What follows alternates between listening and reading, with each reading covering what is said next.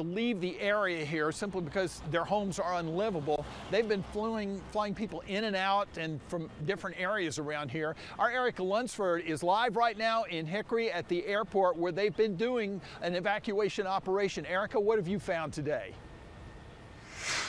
Well, John, it just feels like the Hickory Regional Airport has transformed with the large amount of volunteers out here.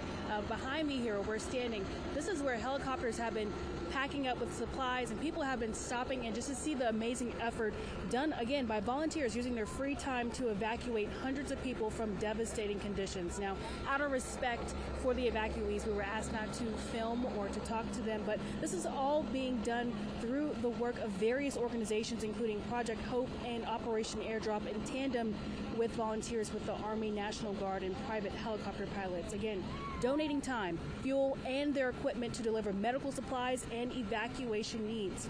Today, volunteers are striving to bring in over 120 people from a couple of assisted living facilities nearby, and the evacuation effort began here on Sunday, and those involved say they will continue to help as long as there is a need and as long as they have money for fuel.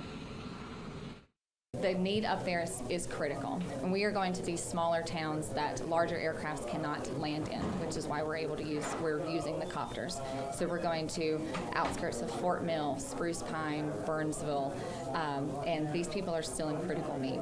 So we're just continue to pray, keep the press going. We need coverage, we need support, and we need partnership. Thank you. And if you have a missing family member, or you want to come out and volunteer, if you want to donate supplies, or if you want to donate funds to help keep this operation going here, providing fuel, we have all of that information on our website at WBTV.com. Reporting in Hickory, Erica Lunsford, WBTV on your side.